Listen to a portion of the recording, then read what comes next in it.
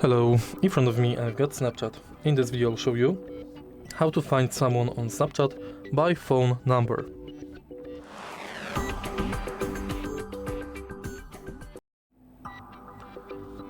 In the beginning, let's go to Settings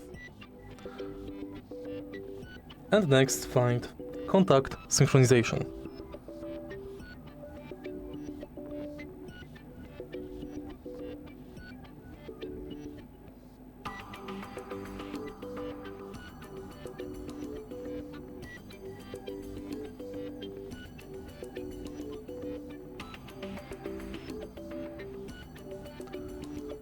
Select See Contacts Shared with Snapchat.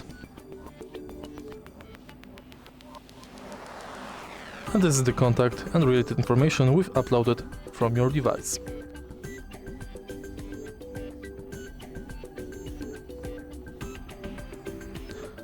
If you find this video helpful, please leave like, comment and subscribe.